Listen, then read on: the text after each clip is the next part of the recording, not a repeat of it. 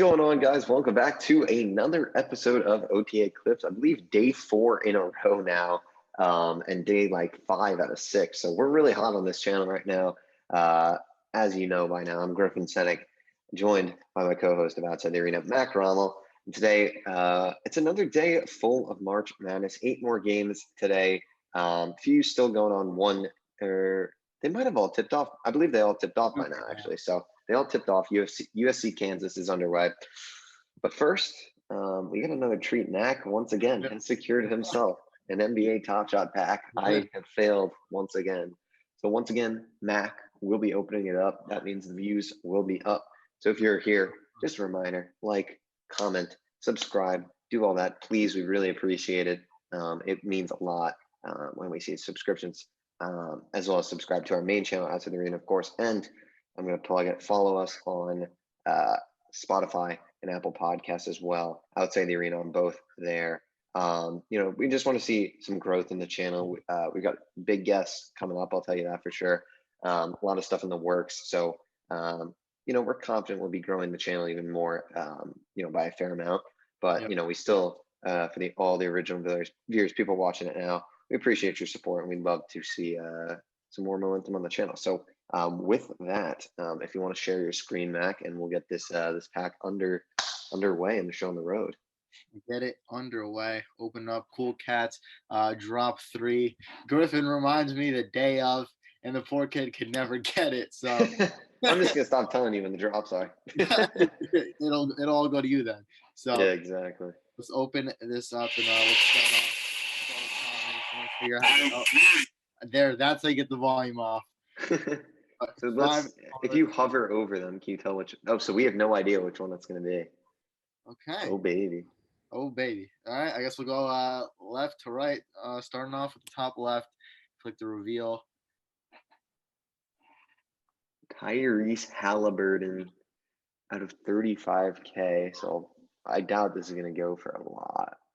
Yeah. Oh my God, $50. Okay. That's good. 35K plus. We already made profit on this, so that's great. All right, number 2. Is this gonna be the guy? No, this is not. Miles Bridges. Gotta look at serial numbers for these two. Miles Bridges. Is this dunk February 3rd? This is only $9, so not 59. Great. We're at 59. 59. 15 on this, so some good profit. Another common. Nurkic on a block. This is probably another cheap one. I'd expect this to be about 9, 10, 15. All right. All right. So that's like 75 you've made.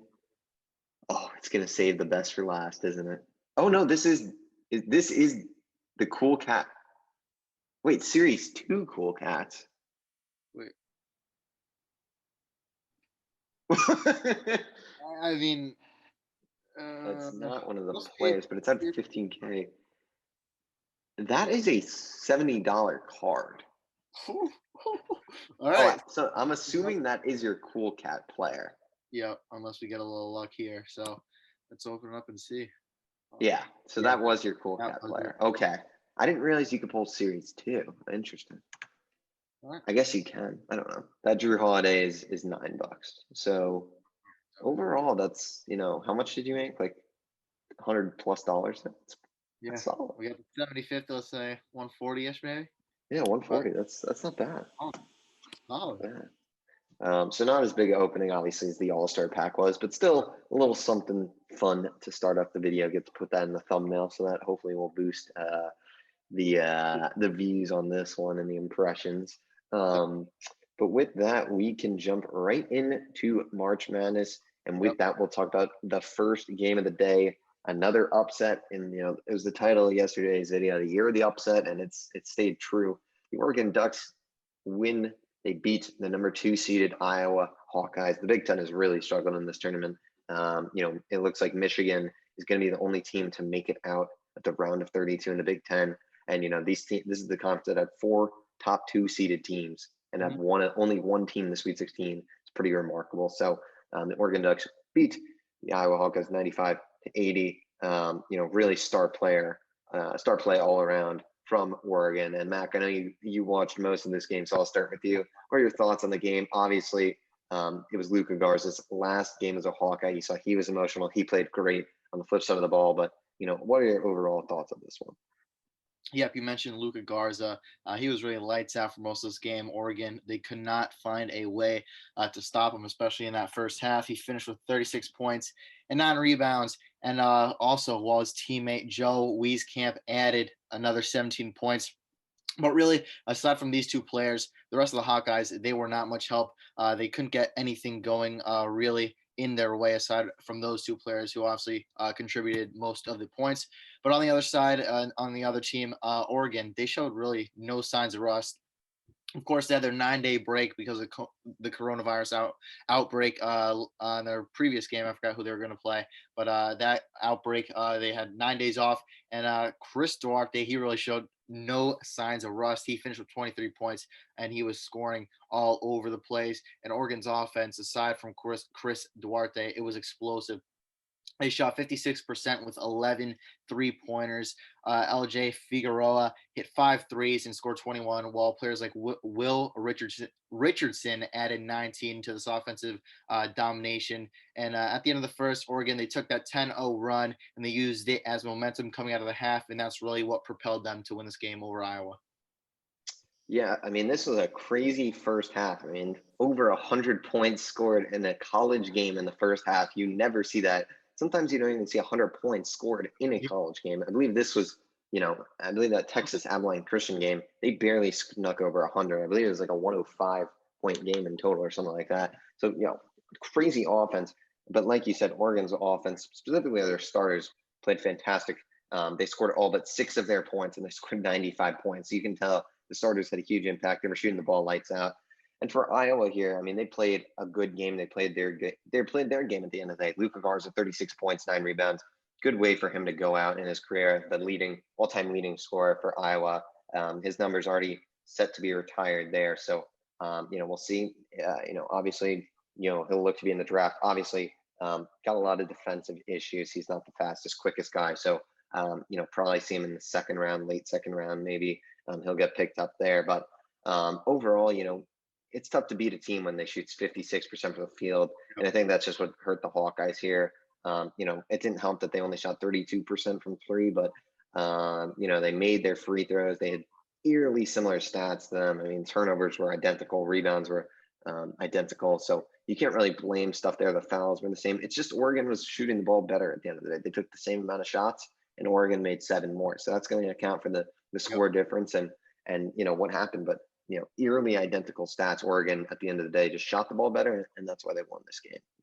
And you can blame the Hawkeye defense for that potentially. Giving up 95 points, but at the end of the day, Oregon just came in hot, and Iowa defensively just wasn't able to have an answer for it. So at the end of the day, that first half for the Ducks and that 10-0 run, I mean, that kind of won them the game in this one. Yep, of course. And another team that really came out hot, and they're going to probably remain hot. This is Oklahoma versus Gonzaga. Gonzaga, honestly, the number one team right now. And they came out, they won 87-71. And for Gonzaga, Drew Timme, he scored a career high with 30 points with 13 rebounds in an explosive game. He shot 9 for 12, and he shot 12 for 14 at the line. So obviously, Drew Timme, a big part of this Gonzaga win here over Oklahoma. But for most of the game, the Sooners actually, they fought, and they prevented this game from being a blowout for most of it. And a player like Austin Reeves, he led the team and scored 27 points. And with just under 3 minutes left, he scored the first 3 of the half for the team. And, well, this is in the second half, of course, 3 minutes left. He scored the first 3 of the half to pull within 9 after being down double digits since the end of that first half. So once the second half came along, the Sooners, they really couldn't get anything going, of course, until they brought it within 9 from Austin Reeves. But for Gonzaga, Corey Crispert and Suggs, they scored 16 and took control at the end of the first half with that 18-6 run. Yeah, tough game for Oklahoma at the end of the day. It's tough when you get matched up in the second round with a team like the Zags, who have 3 guys in the top, 15 guys basically in the country, 3 AP, top 3, I guess, or first through third teamers. They have 3 guys, obviously being Drew Timme, Jalen Suggs, and Corey Kispert, and they're just all stars. I mean, Drew Timme played probably arguably the best game of his career, 30 points, 13 boards. He can do it all. He can shoot. He can He can pass, he can rebound. He does everything. He looks. I mean, what a weird looking dude, but he plays like a stud. I mean, at the end of the day, obviously you got the star freshman Jalen Suggs. He's great. He added 16 points, but Oklahoma kept up with them in this game. I mean, they shot better from the field. They shot 50%, and if you look at the teams that shoot 50% in this tournament and lose, you can't really find many of those teams. But that, at the end of the day, it's just what happens when you play the Zags. And I think the difference maker here for the Zags was just the free throws. They made 23 to Oklahoma's 8. And at the end of the day, when you're getting the line 26 times, it's going to be a problem. And Oklahoma's foul just got into foul trouble, 21 fouls on the day total. Gonzaga is much more disciplined. They only had 12 on the day. So just putting teams in the bonus, and a team like Gonzaga that's just so consistent from the line, and it's so many guys that are professional level players, you're just going to be in trouble early, and you're just not going to be able to do it. But overall, the Sooners came out, they played good, they fought hard. When you're taking an undefeated team, the best team in the country, to play a close game late into the fourth or late into the second half, really, really good effort from them. And like you said, Austin Reeves, he had a great game, 27 points. He's a leader on this team. We'll see what his next step is. I don't know if he's quite NBA ready, or if he's a senior or whatnot. It looks like he's 22, so doubt that he comes back, it seems. So it seems like that was probably Austin Reeves' final game as an Oklahoma Sooner. But if that is the case, what a way to go out. And we'll see what's next for him, and his future. But I don't know if he'll be in the league, to be honest. Yep, 100% Gonzaga, the best team in the country, and I guess we should talk about probably the two of the worst teams that played today, and that's ACU and UCLA. Obviously, UCLA came out with the win here by 20 points. They won 67-47. And I guess I'll let you ruin your voice a little bit more, and you can start with this one. My voice feels good today. It's some good Five Guys, so I'm feeling fresh. Good milkshake from there, so I'm feeling good. But yeah, I mean, this game, UCLA, not going to discredit them. They played good in this tournament. Abilene Christian, today's game just showed that their win against Texas was more that Texas is, just disaster of a game, and their 23 turnovers. That Texas lost that game. Abilene Christian didn't win. I mean, you just look at the shooting, and it's just a disaster for Abilene Christian. They shot 29.8% from the field, 4 for 19 from three. They were out rebounded by 11, and that's just the story of this game. They just couldn't make a shot. No one stepped up on their team. Obviously, off the bench, Maki Morris had 14, but they're starters. I mean, no one scored more than 8 points in the starting lineup. That just can't happen. You can't be scoring 47 points when you're trying to beat a team like the Bruins, who are a consistent team. They're overall a quality team. They've played. They're playing the Pac-12. Pac-12 right now is one of the best conferences in this tournament. They're undefeated as we speak. You see, obviously, on the floor right now. We'll see what happens there, but Pac-12 is undefeated. They're playing great basketball. You got to give credit to them. I mean, we've seen, teams like Oklahoma State really thrive in this tournament. I believe they're in the Pac-12. If they're not, that's awkward. But obviously, or Oregon State, my bad, which was a tough loss for Cade Cunningham. Obviously, not the tournament he had hoped for. But that's another story for another day. But overall, just Abilene Christian, just not saying they're frauds, but I think it just makes their win over Texas just seem like, they obviously got to win, but Texas just lost that game at the end of the day. When you turn the ball that many times, it showed today that Abilene Christian they're just not that good a team, to be honest. Yep, it's really two completely different stories from that Texas game to this UCLA game for Abilene Christian. But for UCLA, you have players like Johnny Juzang, who scored 17 points and helped them to be the fifth team to go from the first four to the Sweet 16 now. The Bruins this game, they really weren't great, and Abilene Christian, they aren't great. So UCLA just barely squeaked it out. They didn't play that great, but they were solid all around defensively and offensively. Nothing outstanding, though. But really, for Abilene Christian last week, you mentioned the turnovers and how they were kind of special on defense. Well, it seemed that way until this game came around. The Bruins, they didn't turn the ball over. They only turned the ball over 8 times, and that was kind of something that the Bruins were worried about coming into this game after Abilene Christian's performance last week versus Texas. But Jake Kyman for UCLA, he really fueled a surge for the team in the middle of the first when they actually went on that 18-0 run. And that's kind of been a theme for these few games. The team that's pulled out the win was a team that went on the big run for that Oklahoma Gonzaga game, the Iowa versus Oregon game, and now the ACU versus UCLA game. But really, as you mentioned, ACU, they could not shoot the ball this game. They shot 29.8% last week. They only shot 30.1, or not last week, but versus Texas, they only shot 30.1%. But players, Makai Morris came along. He had 12 points in the second half, but he really came along too late in this game to have a true impact. And UCLA, they came out hot in that second half with a 14-1 run. And with Juzang and Riley, they had 12 points, 12 rebounds, and they shined for the Bruins in getting this win. Yeah, Bruins play great, and it's crazy that obviously Maryland's set to lose right now. They're down 20 with 7 to play. So we're gonna have 4 teams in the Sweet 16 that are seeded 10 or above. That is crazy. Yep. And there's an 8 seed in there, and a few fives, a 7. So goodness gracious. And USC right now up 10, so maybe another 6 in there, 5 in there. It's crazy, but it is mad. March Madness is truly defines the word. A game today that hurt the soul a little bit. The Ohio Bobcats and the Creighton Blue Jays. Creighton wins this one 72-58, and it just hurt me a little bit. Not because of the Ohio roots. I'm not gonna pull that stuff and that obviously Ohio State guy, but just I like this team as an underdog team, and the way they played first round against Virginia, and it hurt today. Jason Preston, 4 points, really struggled from the field, as did this team. They shot 23% from three, 31% from the field. It was a slow day for them. They couldn't get it going offensively. I mean, we saw guys like Vanderplas, who, in the game against Virginia was playing, out of his mind.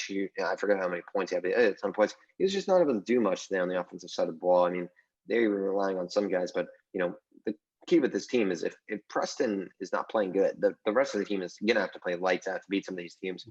And I mean, Creighton played good. They didn't play nuts at the end of the day. I mean, they shot 45% from the field. They didn't out rebound Ohio. They didn't really, get more steals and whatnot. They just shot the ball better, and Ohio just wasn't there offensively. They couldn't get it done, and it sucks to see. The story of Jason Preston. If you haven't heard about it, go read up on it. It's a great story. How he lost his mom at such a young age, and now how he went on and walked on the team and whatnot. It sucked to see him only get 4 points today, and he did have 7 assists, 9 rebounds, and it just shows he's a team player no matter how he's shooting from the field. But obviously not an ideal game for him. He was looked at as one of the potential premier players on the team, but we'll see what his next move is. Could he get in the NBA? We'll see. I mean, who knows what's next for Jason Preston? But tough loss for the Ohio Bobcats. I was really pulling for him, and to see what this weird year. So you never know what madness could have come if they kept advancing. Yep, 100%. And as you said, for Ohio, they really couldn't get the game going. They couldn't get their offense going. Dwight Wilson led Ohio with 12 points, but aside from him, the team struggled, as you said, to shoot this entire game. They shot 32%, were 7 for 30 from 3, and of course, 7 for 30. Oh my God, I didn't realize they shot 33. I didn't realize this. I knew they shot a lot. I didn't realize it was that many. So, yep, not the ideal shooting night for Ohio, but James Preston, as you said, the very inspirational story, especially coming out of that Virginia upset. He struggled offensively, as you said. He shot 1 for 10, and he is that team player, as you mentioned, 9 rebounds and 7 assists. So hopefully that story would be great if he does end up making it into the NBA one day. But for Creighton, they had big performances by players like Marcus Zagorowski, who had 20 points, and Damian Jefferson, who had 15 points. And those were 2 of the key players that really spurred this team to win this game after having that offensive spur before halftime when they went up by double digits. But early in that second half, Creighton went up 21, and they never let Ohio get closer than 9 for the rest of that entire game. But up next, they are facing Gonzaga, who is looking to be the first unbeaten national champion since 1976. So obviously, it's going to be a tough matchup for Creighton in their next game on Saturday or Sunday, whatever day that is. Yeah, it's going to be a rough one for Creighton. Not too confident myself in them. I think Gonzaga right now, it's just the path is just right now getting clearer and clearer for this team to win the national championship. The Baylor Bears might be the toughest team this team has to face, but they wouldn't have to face them to the finals. So, we'll see who gets there. If they can both get there, then that'd be a great game. But right now, Gonzaga, it might not be the hardest game. Creighton's not, I think they're going to have, easy time with Creighton. So we'll see what happens there. But it is March, so anything can happen. I won't take that away from Creighton. Yeah, 100% it is March, and what we've seen so far, it really wouldn't be a surprise unless Yeah. it is against Chicago. That would be the true surprise of all of March Madness. But up next, we got LSU versus Michigan. Michigan, I was about to say Michigan, won this game 86-78. Michigan, they played great offensively with Shawnee Brown. Shawnee Brown and Eli Brooks, who both dropped 21 points. And in a game with plenty of big runs, Michigan used a 14-1 run in that second half to pull away for the win. So once again, you're seeing these runs that the winning team is having that really leads them to set up for the rest of the game and take that win ultimately. But after Michigan, they took that 1 point lead into halftime. They had massive momentum swings, an early 8-0 run for LSU, and then a 10-0 streak for Michigan, and then another 5-0 run for the Tigers. So it was really back and forth for much of this game until Michigan eventually took control. But down the stretch, Brown made 6 free throws and a 3-pointer that really gave the Wolverines that 72-64 lead with just under 6 to play that they really maintained for the rest of the game. However, on the other hand, Hunter Dickinson, he had 12 points, 11 rebounds, and Franz Wagner with 15 points and 7 rebounds. They carried the defense of Michigan to shut down that LSU offense later on in this game defensively. But for LSU, players like Cameron Thomas went from lighting up Michigan to struggling to get a shot off, but he did finish with 30 points. But that was on 23 shots, so you're obviously seeing the struggles he had later on in this game. And the same thing went for Javonte Smart with his 27 points, who kept LSU really in this game for much of the second half until he struggled later on in this game before it finished. The team overall, they finished shooting 39% from the field, and Michigan, their next game is going to be with FSU, who just beat Colorado. Yeah, we'll touch on the FSU game in a minute, but you covered that pretty well. I mean, Michigan played a good game. And this game was really close in the first half. It was kept going back and forth. LSU was up for most of the first half. Actually, Michigan started to gain a lead towards the end of the half. But LSU played a very good game of basketball, and the key for them, what kept them in this game, was 3 turnovers they had for the whole game. They didn't turn over the ball. Michigan, was unable to get steals, garner that, and I think that made a difference. Obviously, Michigan shot the ball really well. They shot 54% of the field. So anytime that happens, it's going to be a problem. But LSU shot 17 more shots than Michigan. So this is a game that, LSU had easily the tools to win this one. Obviously, they just couldn't pull it out. Like you said, Michigan, they've got such a good team. Franz Wagner, when you got a guy who's like a 6'9" guard, who's, lengthy, he can shoot. He's great. Obviously, the brother of NBA player Mo Wagner. Hunter Dickinson, he's, all pro caliber player, 12 points, 11 rebounds. He does it all for them at that center position. He's tall as hell too. I think he's 7'1" or something like that. He's really good. They play through their guards as well. Eli Brooks, Mike Smith, Shawnee Brown off the bench, like you said. But LSU, Cam Thomas, obviously he had some struggles towards the end of the game, but Stephen A. Smith would say he's box office. He's the real deal. He is a star. I don't know what's next if he's going to the league next year. I don't really know college enough to say whether he's NBA ready next year, but he's a guy who was a consensus 5-star recruit, one of the best shooting guards in the class, and he proved that he played great this year. We'll see what the next step is, but obviously 30-point performance from him, and obviously Javonte Smart, the guy who's a little more veteran presence than a little older, been there more than Cam Thomas, but he does all for them. 27 points, 9 rebounds, 6 assists, like we said. So those guys carried this team for a bit. LSU really didn't have much help, and I think that's what killed them. Bench points, they had 2 bench points, and that can't happen. Michigan off the bench had 27 or 26 bench points, so that's going to kill you when the bench is you can't rely on the starters that much. You have to at least have some strong play off the bench. Rely some of those guys that when your starters are getting tired, you've got someone coming off the bench who's going to be an instant threat. We saw that for Michigan. So I think that and just overall shooting was the key for Michigan. And they just had a strong performance. Good team overall for Michigan. Yeah, Michigan with a great game. Now they play Florida State, who just pulled out that win over the Colorado Buffaloes, 71. They didn't pull it out. They blew. They it won out. it. They won it. They Yeah. won it. Just pull it out. Same thing. But they got the win here over the Buffaloes, and overall Florida State. You really just look over the stats, and there's one thing right away that stands out, and is really the reason why they won this game. They shot 52.2% compared to Buffalo, or the Buffaloes, who shot 35.7%. And this is on less shots. Florida State, they shot 46 shots. The Buffaloes, they shot 56 shots. And Florida State, they really pulled it out. They shot a lot better. And also from three, they shot 35.3% compared to Colorado's 24%. So obviously, shooting the ball, Florida State was much, much better.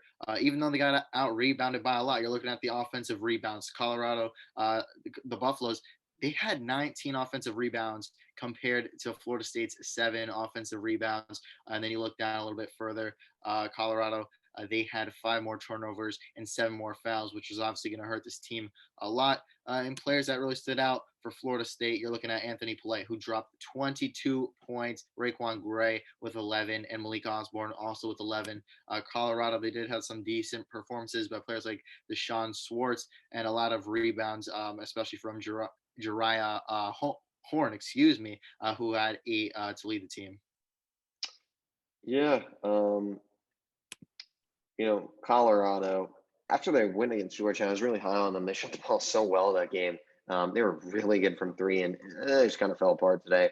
And the key, they had Jabari Walker, who had one of his best games of his career against Georgia, and hit 0 points today. I mean, that just, you're not going to go far in the tournament when guys are showing up and then unshowing up. McKinley Wright had a slow day, 10 points. He was slow. They just didn't play well. I mean, they shot 6 for 25 from 3. You're not going to do that when you play. This isn't Georgetown anymore, who is a team who stuck in because they got hot in their respective conference tournament. This is Florida State. This is a very good team. This is a team with star power all across the board. Like you said, Anthony Polite was one of the guys who went off. They obviously have Scotty Barnes off the bench, who a lot of people are super high on. 5-star recruit. He's been playing a little slow. I'm not quite sure what's going on with him, but you just can't shoot the ball like that and expect to win one of these games. At the end of the day, like we said, and it has been the theme with all these games, and it's just a theme in the NBA in general. But when a team shoots over 50%, you're in trouble. If you're not having your guys show up, you may as well go home at the half. I mean, it was a closer game at the half. Obviously, 4 points. It was a low scoring half too. Colorado only scored 20 points, but Florida State just started to pull away. You can only keep a team down for so long. And you saw that in the second half. Florida State got hot. They scored, 47 or so points in that half. 47, yeah. They shot the ball well, 81% from the line. They shot 10 more free throws. I mean, free throws are huge in these tournaments. They make such a difference. And when the team gets in the bonus quick, turnovers were an issue for Colorado. They almost got to 20 on the day, so that's never something you want to do. So, I was disappointed in Colorado after their first win. I was big on them. So this team could have championship potential, even dare I say. Clearly I was wrong about this team. Clearly it was a fluke of a game, and clearly these guys aren't big time. They can't keep shooting clutch shots, and once they got to the next round, they just couldn't handle the pressure. Yep, Colorado looked hot after the last game today. Not so much. Florida State, Michigan is going to be that next game after these results. Oh my goodness. And USC is up 20 at the half. Right. I guess I ain't giving that update because you got that for me. I just saw it. I was like, oh my God. Yep, USC 6th seed, and Kansas the 3rd seed. USC obviously up 19 right now, and then you botched the seeds. 6th seed USC, 3rd seed Kansas. I thought that's what I said. I think you said it the other way. All right. But either way, 6th seed USC up by 19 over Kansas. And then another game that's about to finish in a few minutes. That's the 10th seed Maryland, who is down 60 points to number 2 seed Alabama, who has 89 points to Maryland's 73. Yeah. Looking at the Crimson Tide right now, they're playing good basketball.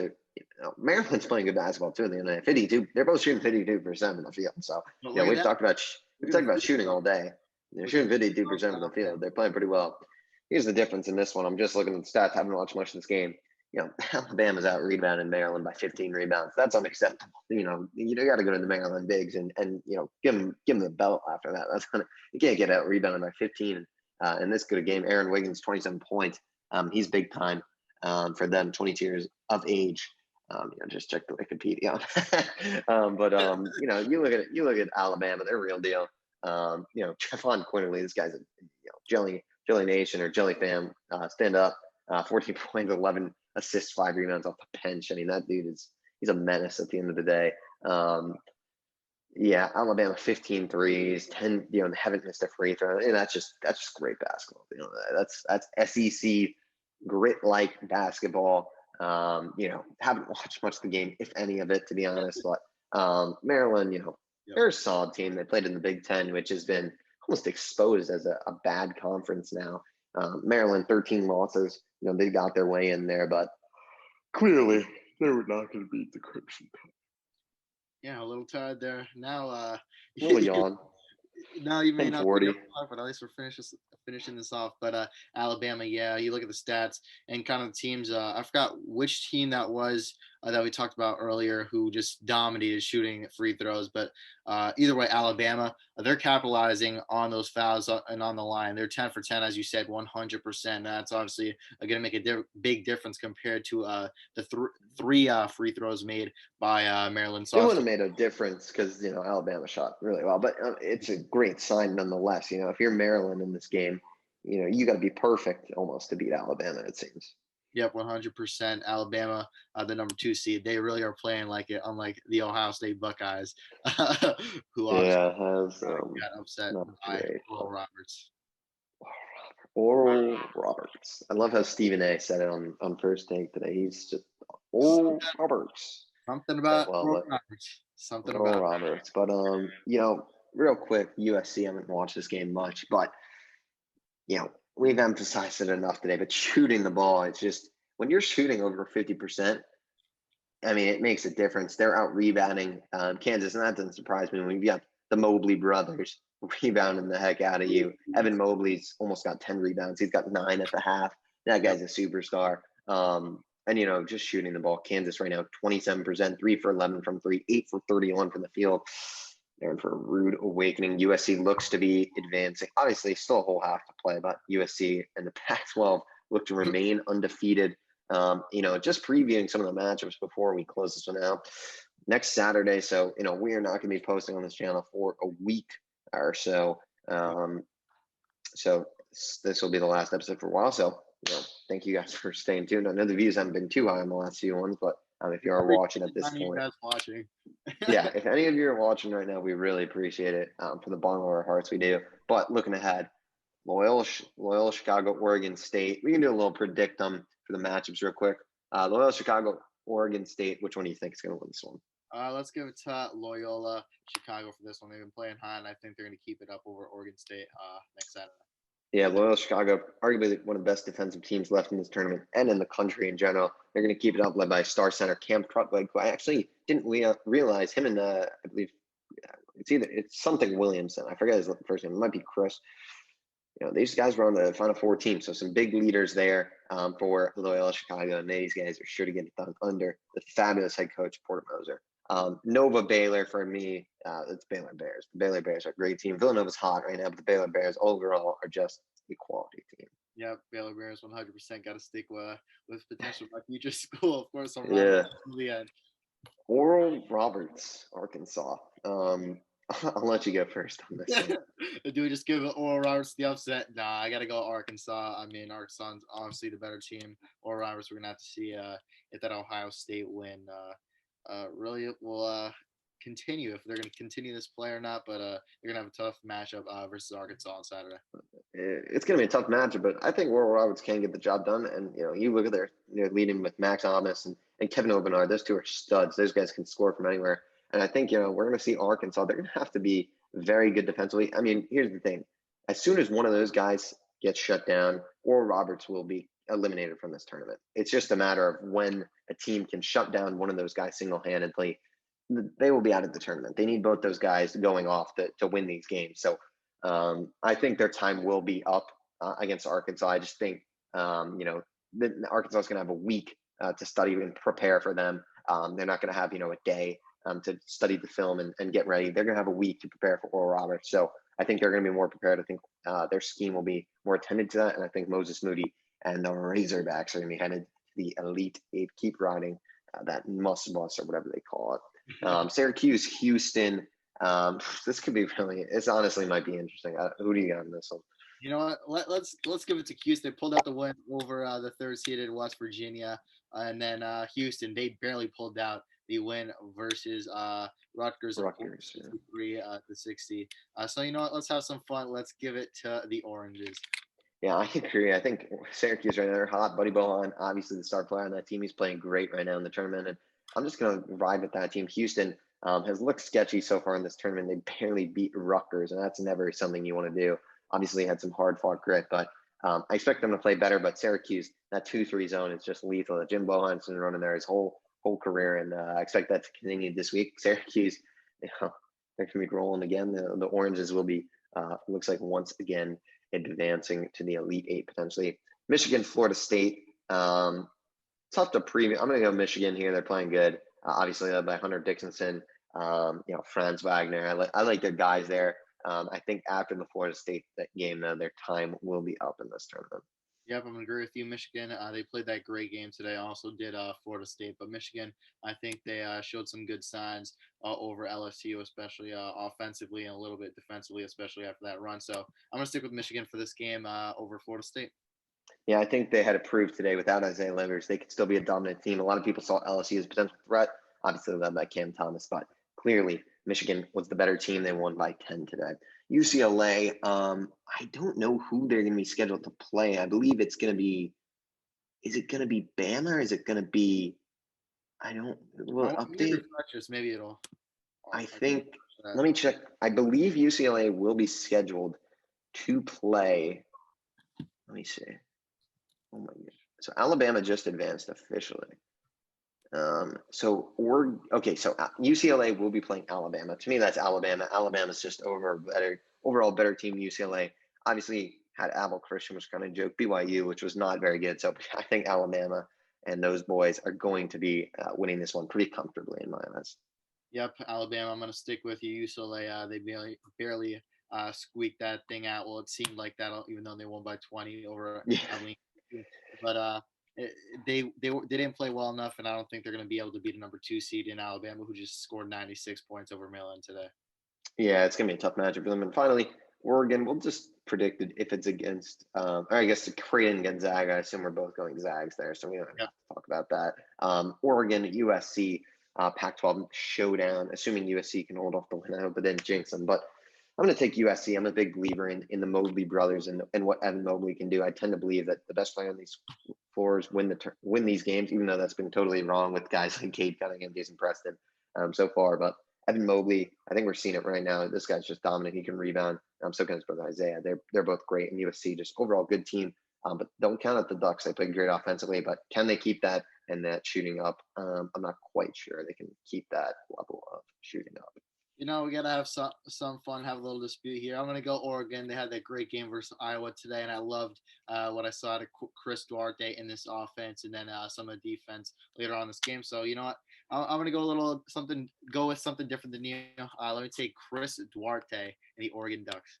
I like it. I like the picks. And another day of March Madness in the books, day 4. We still got, I think we'll still have 1, 2, 3, 4, 5, 6 days, 6 more uploads on this channel. So still not done. And we're definitely, for these next few, we've been lazy this week, to be honest, but next week, 100% guests on every episode will be the goal.